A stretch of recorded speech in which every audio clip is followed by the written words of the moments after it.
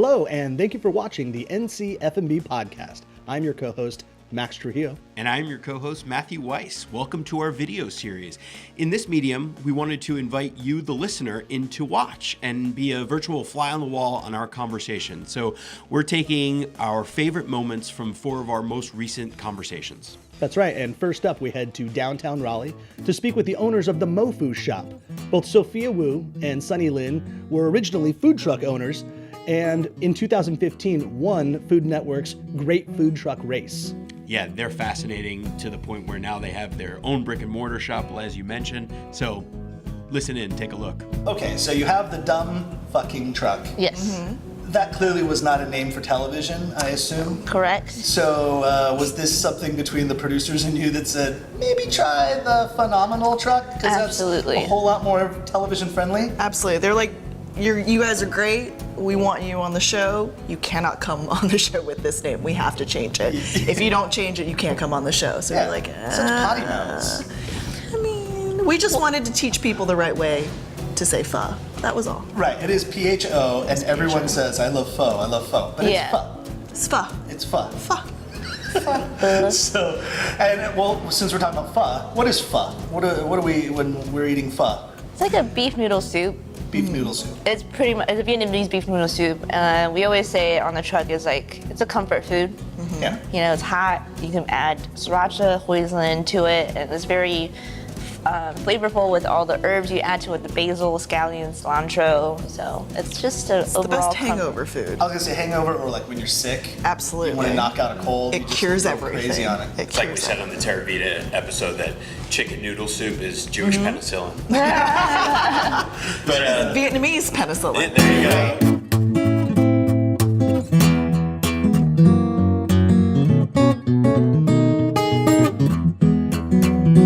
Our engine blew up the first time going down 147. No, what is that, Durham? Yep, Yeah. Yeah, 147. Durham 147 going off of 13B. Roxborough.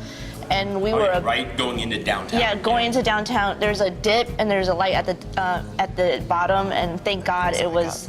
So our engine gave out when I was exiting the ramp, and I'm thinking this is karma because you called it the dumb fucking truck. yeah, She was not happy with This that. super awesome truck. Everybody's still here I today. agree. We think she has a life in her. Like she She's a knows diva. she's a diva. Watch Christine by Stephen King if you've never seen the movie. It's Same So concept. it's an old diesel truck. So when the engine shuts off, like my brake assist doesn't work. So I can't, like, unless you're like super strong, like I couldn't step on the brake hard enough to stop it. So we were going down a hill, and it was green light, thank God. So people were going up the hill. So we go up the hill onto Roxborough, I think, which is a one-way street. And then I can't stop, and then there was a red light, and then we were about to hit like 3 cars in front of us. So I go onto the curb, onto the grass. I missed a bush. Well, I hit the bush. the bush. I missed You the missed the fire sign hydrant and the fire hydrant, yeah. and the telephone pole. Tell me there was a dog running by. at the same No, time. I didn't kill anybody. Okay. I was just like, I was like, if I'm going to kill anybody, it's going to be ourselves, not anybody else. So we dipped our nose into a one-way traffic. And finally And then stopped. finally stopped. So the point of that story is we've had a lot of trauma leading up. So, but the truck stopped, The and then truck- you're like And then we freaked were out, okay. and then you're right, right. And then after that, like we've had so many times, like the truck has broken down onto like on the way to events, and we just had to get towed. Yeah. So we've kind of been We had trained. a little experience that. with Now that. you're almost moment. numb to it. Right. Yeah. So, what when we- happened on the when- show? Yeah. So when we were on national television, we were like, all right. The uh-huh. next step was to like, all right, got a tow truck. All right, we need to keep going on. We need to still make money. Let's keep going. What's funny is we tied up the lines of a tow truck company because Sunny and I called them at the same time. They're like, I think someone just called. There's another petite Asian. Yeah, pretty much like. I know in this town we don't have a lot. She was like, no. The lady was like, I already told you we don't tow fleet trucks. I was like, you I didn't talked call. to my business partner. I was like, oh, Sophia must have called. Or something. Okay.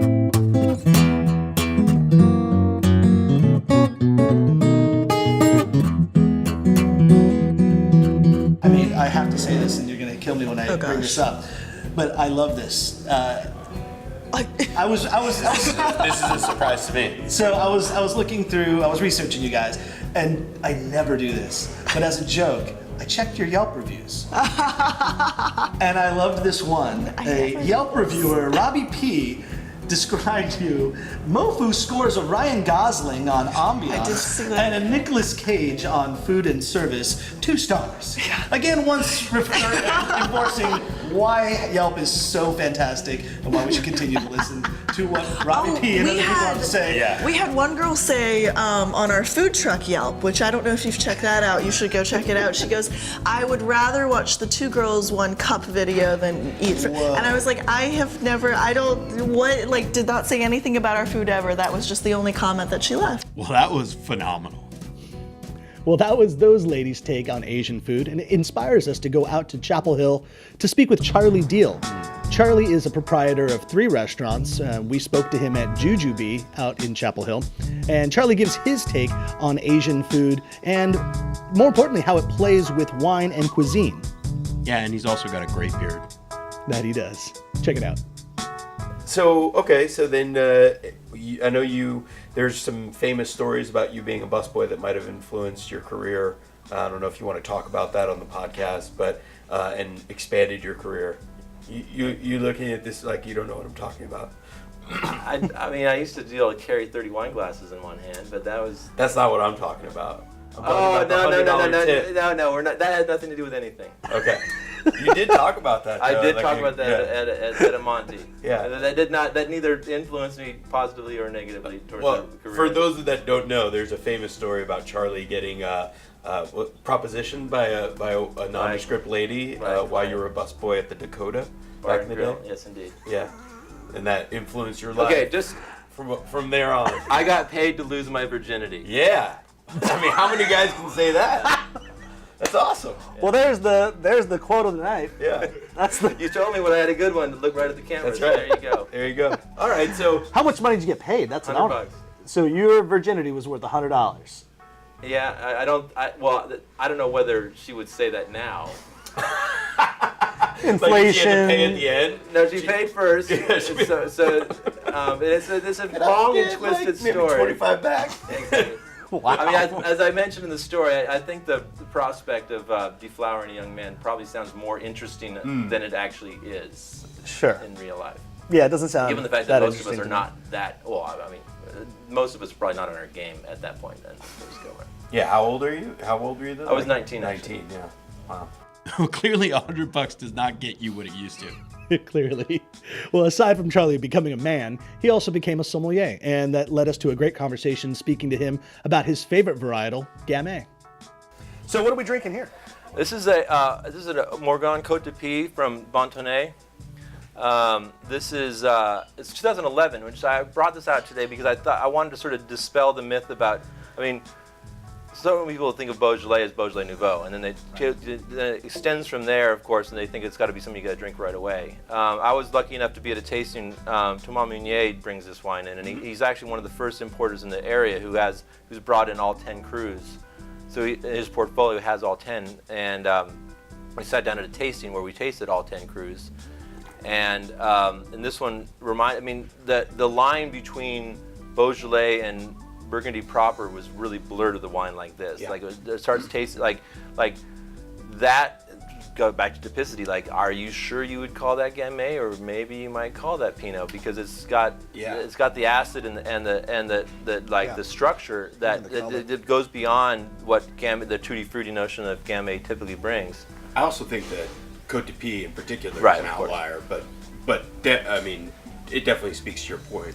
And I just want to quantify for those that don't maybe know, or just think of Beaujolais Nouveau, or they maybe know Louis Jadot Beaujolais Village, that you have 10 crus, essentially hills or specific places in Beaujolais that make exceptional versions of Beaujolais that are age-worthy and do blur the lines. Right. Of Burgundy And I wines. think to this day, despite the fact that there's more hype on them than there ever has been before, they still represent an amazing value in terms of like the quality, to get this level of production, this level of care, this singular nature of this wine. If this was made from Pinot Noir and grown, 25 miles north, this wine would cost 5 times what it costs. Yeah. And Because you can get this wine on a shelf for probably between $20 and $30 retail. right. Yeah. and that gives you an average bottle of Pinot. Yeah. Yeah. And yeah. not like, oh my God, this is really, really cool. This is like just like fine. Yeah. You know, you can get a decent bottle of Pinot for that, or you can get an exceptional Beaujolais. And in this case, where it has depth and character and all the things that make a great Burgundy, it's just made from a different grape and in a different place, and it's not quite as heralded. And where do you think this went from when it was fresh and new as opposed to now 6 years later? I never tasted this wine until this wine was actually, I bought this current vintage or But typically current offering. these are going to probably be a little bit more fruity and jammy, like as they're course, young, right? right. But even the Côte de Pie, you're saying is kind of an outlier, that it's a little bit more. I mean, for Gamay, does make a super soft version of Gamay and like very round and supple.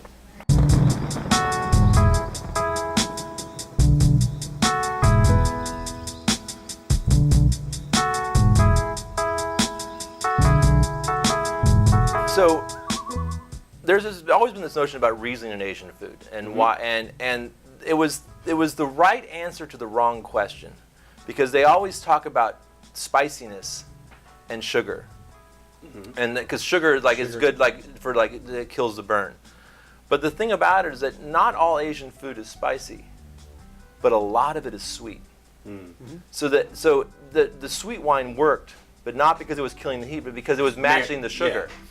And so one of the things we've learned over the years is that part of our fusion is actually backing away the sugar a little bit from the dishes, and so they're not quite as sweet. Like if you've ever made pad thai, like I made pad thai with a Thai woman once, and I was like, oh my God, that's so much sugar. Like I was like, there's like a half a cup for just the two of our portions.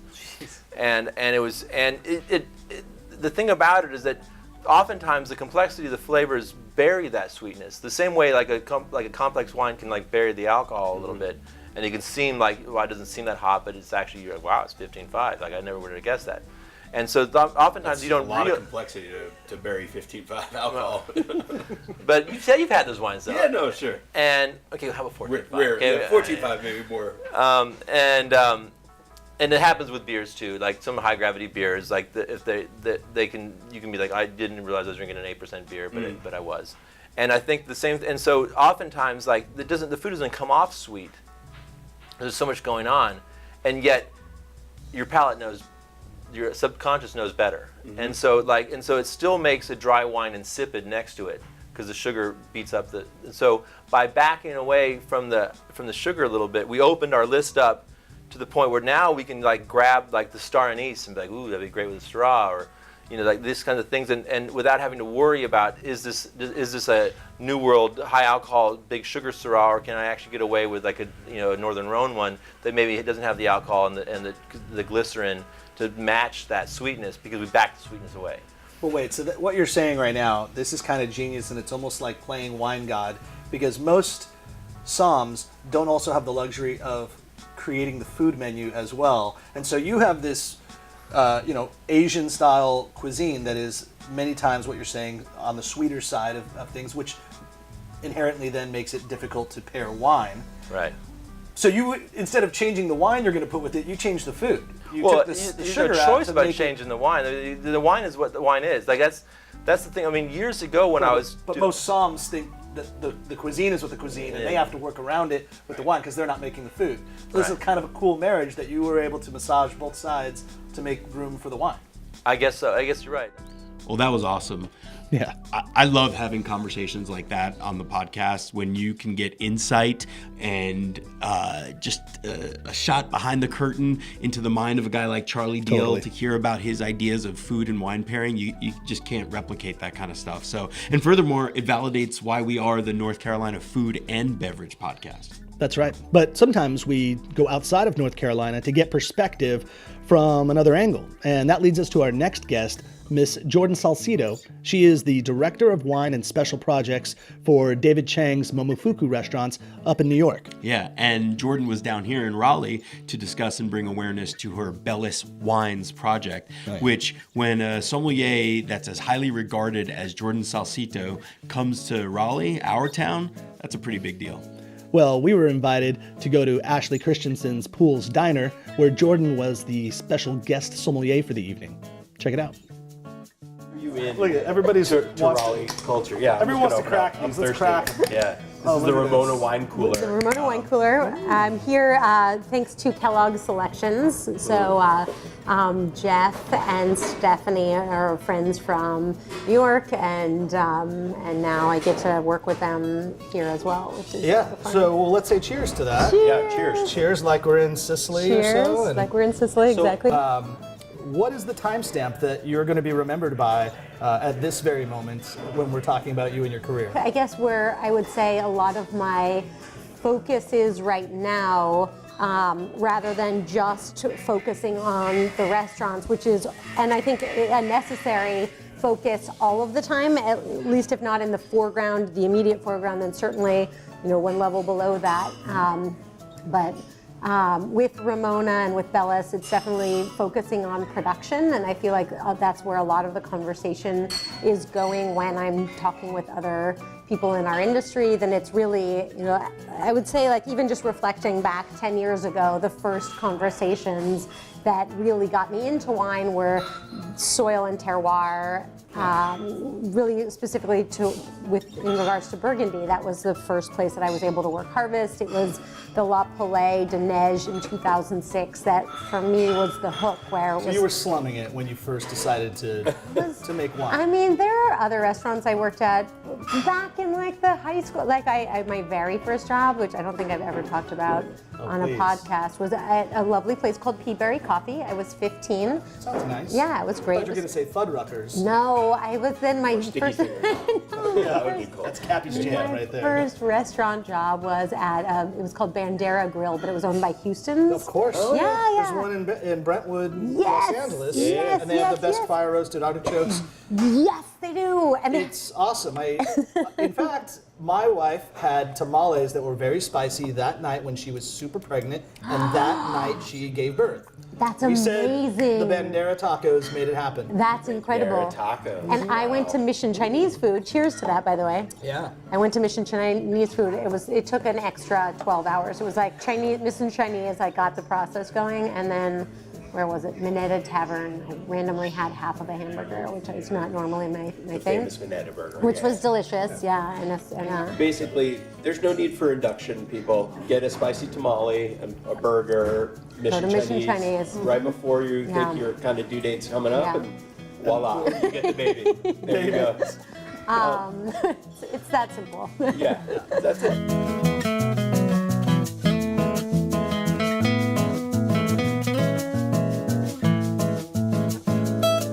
I would love to spend a little bit of time speaking about Bellis, the Bellis wines. So we make 3 wines in Italy and 1 in California. I'll speak to and we at one point made 1 wine in Burgundy with Elixir Monti and stopped making that because I didn't feel like it was adding value to anyone's life. Like if somebody wanted a wine from Elixir Monti, they could just buy it.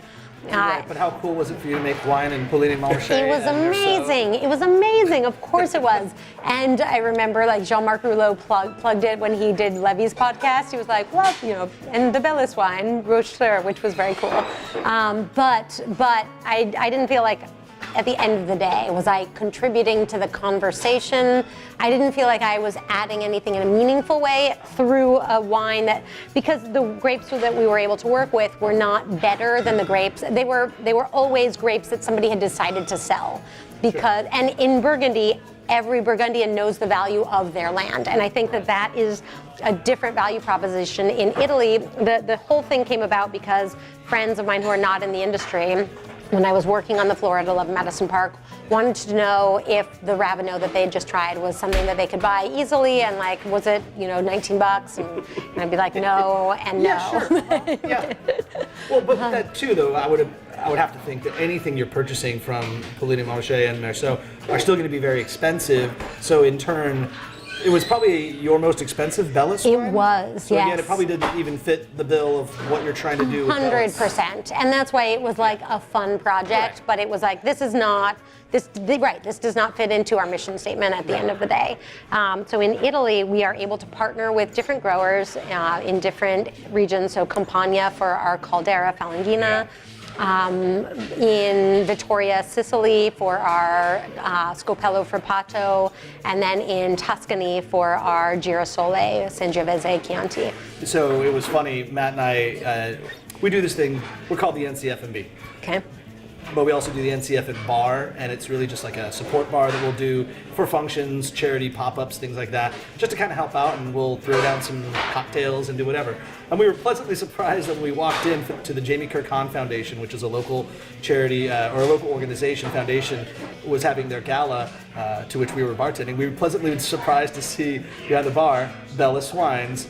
And it all centered back to, of course, it's Jeff Kellogg's portfolio, but it goes back to Aine Rubistello. I love Inez so much. Inez is amazing. Inez is amazing. Of course, she's a callback to New York, Manhattan as well, but now lives out here. But she put all that together, and Matt looks there, he's like, I know those wines. And so we were sitting there, and we were making cocktails, and then, of course, sipping a little bit of some Bellus while we could. That's so amazing. Yeah. No, that was cool my goodness. to see them there and see that application. Well, thank you so much. So, on top of that, with the Bellus wines, it's very fitting that they were at a charity because you give a significant amount of your profits to various charities for each one. We do, exactly. So the Caldera to Earth Justice, which calls themselves the Earth's Lawyer and is just fighting on behalf of the Earth.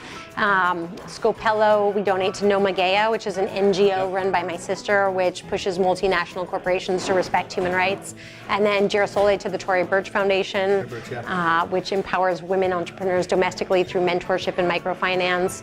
And it's cool because we get to have a say in the way that the grapes are grown, and they're always grown organically with no chemicals or pesticides. And then because sort of I'm the only one accountable, like it feels, I don't pay myself a salary. Nobody gets a salary from Bellus, and so it's nice to be able to, in addition to that, for example, we sponsored a Syrian refugee child because we can, we're able to do that with Bellus. So it's, feel fortunate in that way. I think Bellus wines will have to be served at Mike Lee's Empire, non-for-profit Empire restaurants. I love his vision for that. I love his vision. He's talked about it on the show. We've talked about it. He is amazing, and his vision is so impressive and inspiring.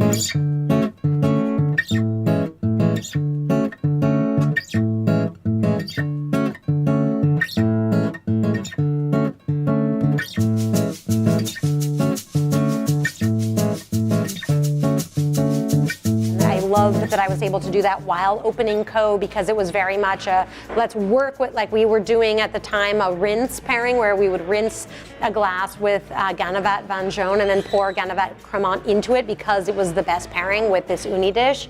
And it's like Van Joan is this incredibly aromatically, it's so fun. Van Joan yellow wine from the Jura. Yeah, and if you ever need a ringer pairing, it is a molecularly extremely complex. What was it paired with? We paired it with a few different variations of that, but the way that we found that was because for a little while, like when I first joined Momo, Dave was like, blah, blah, blah, and we were chatting, and he was like, I always really like sparkling wines, and I was like, me too, it's so good, and it's super versatile, and he's like, I always had this dream of a sparkling pairing at Co, and I was like, I would so love to build that and to drink, like I would like to drink that at Co if I were a diner. And there are so many varieties of sparkling wines or sparkling beverages. So we started with a sparkling cocktail. There were so many pieces along the way. And at one point, the chefs created this incredible soup. And it was a shishito pepper soup with brioche and orange gelée. And it was incredibly hard to pair with, and like everything to pair with are always soups, and like the pepper flavor was so clear. So of course the obvious thought is like Gruner Veltliner, oh that's green, that'll be good and herbaceous. And then there was something from, I think it was Salinas, where it was like sort of a sparkling wine that was like a little bit green and herbaceous, and we tried them and they just like muddled all the flavors. And I had been reading a book at the time it was the former sommelier at El Bulli who wrote a book on like ripping apart the molecular structure of foods and wines and pairing things together for that reason. And there was a page on Oloroso sherry, and it was like this will go well with everything because it's so complex. And so I don't know, I felt like Oloroso Sherry was going to be a little bit too intense and too high alcohol, but if we could do something similar, and we had Vin Jaune in-house, so rinsed the glass with Vin Jaune, and because it was a sparkling pairing, we're like, well, we better pour something sparkling into it. And so we poured some Cremant, and it worked so well with the So soup. cool to use a awesome, rinse yeah. to then put your wine in a vessel that's been rinsed with a different wine. I like the whole idea. But it makes so much sense because Vin Jaune has such a distinct flavor and quality that it will definitely resonate in the glass. Yeah. Totally, and that goes back to the Dave's mandate of breaking the rules. Yeah. I mean, wow. So, Matt, you're from New York originally, and I got to ask, as a sommelier in New York, is that a common practice to do what they were doing, where they take a Vin Jaune or a sherry-like style wine and rinse a glass, pour it out, and then pour the wine to pair with? No, it's genius, and it's absolutely not commonplace. It's what happens when you get two monster creatives like David Chang and Jordan Salcito, get them together and just riff. I mean, that's clearly bending the rules of culinary principles. Yeah. And what's cool is, speaking of bending the rules of culinary principles, our next conversation is somebody who essentially established the rules of culinary fine dining principles in North Carolina. That's right. So our last segment of the night, we go to Carrboro and speak with the godfather of North Carolina cuisine, James Beard Award-winning chef Ben Barker. Was there ever a moment where you're like, am I the Susan Lucci of the James Beard Awards? Absolutely, that was an ongoing joke. And the thing about it is that, and you see this still to this day with national publications, they're a little bit more willing to look at small communities for great food. Meaning James Beard is more willing? Yeah. Okay. Yeah. Well, for those that don't watch All My Children back in the 80s and 90s, I will at least make reference. What Matt's speaking to is the James Beard Award nominated you in 92, 95, 96, 97, 98, 99, and then finally in 2000 you came home with the prize. Yeah, and I think they just got tired of having us come. We loved it because Probably what it was. you know we would go to New York every year and get to see people that Sure. we were fans of and eat great food and hang out in the city. Karen, my wife, is from Brooklyn, and so it was good for her to go back to her own stomping grounds. And so it was a real rewarding thing. But we did make the Susan Lucci comparison. There's no question. So.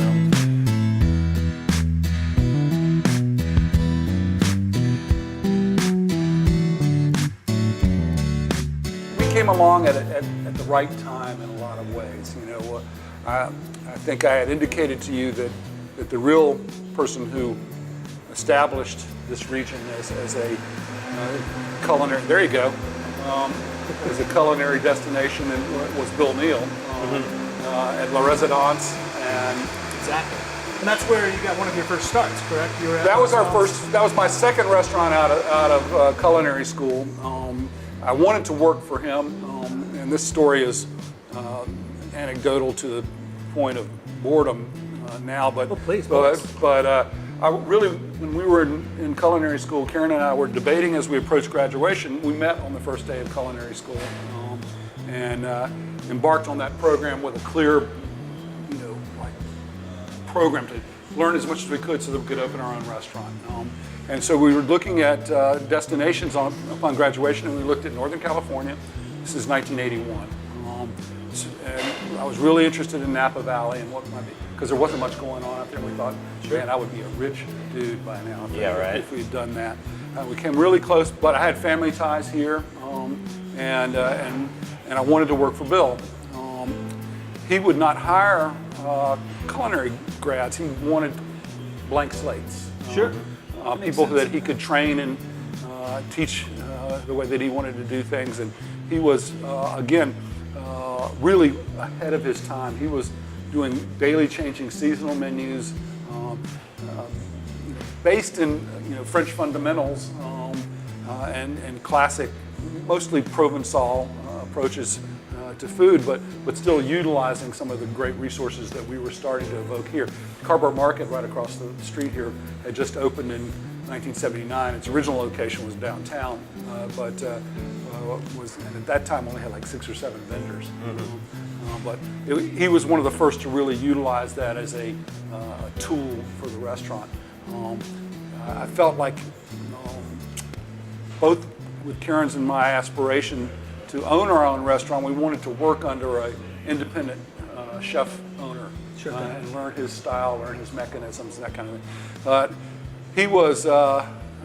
He and his wife split up about 6 months after we graduated, and his wife Morton Neal found my letter of application in Bill's files and contacted me, and I got a job there right at the beginning of '82 and worked with the team that he had trained. And so I sort of learned with him as mentor in absentia. Sure. They all knew his style and methodology, and Bill Smith from Crooks was one of the members of the kitchen team there. Sherry Klein was a kitchen manager. Nancy Brown. There's a guy who's an architect and attorney over here in Carrboro. It was a really great kitchen. The music we were listening to before we started was the music of that kitchen. Sure, the Elvis Costellos, yeah. The Ramones, exactly. The Clash, all that stuff. It was a great time because we did write the menu every day at 5 o'clock, and if we could figure out a way to call it something in French, then we felt pretty you didn't unafraid. have Google Translate back then to Right. say, how do you call it? What do you say? Tête This de in French? cochon. That'd be like the only thing I could think It was a really rewarding cooking experience because it really was cuisine de marché, market-driven cooking. Wow, that was incredible. Right. I could listen to Ben tell his stories about North Carolina cuisine and forever. Yeah, well, and it's not even just Ben that established all of that. Both he and his wife, Karen Barker, opened Magnolia Grill and ran it those many years, during which time Ben won the James Beard Award for Best Chef in the Southeast. But his wife, Karen, That's right.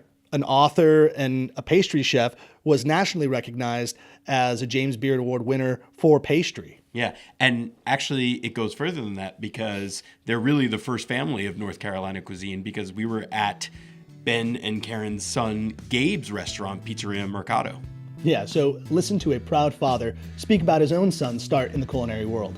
It's really been rewarding to see our son with his kitchen management teams, having grown up in the restaurant.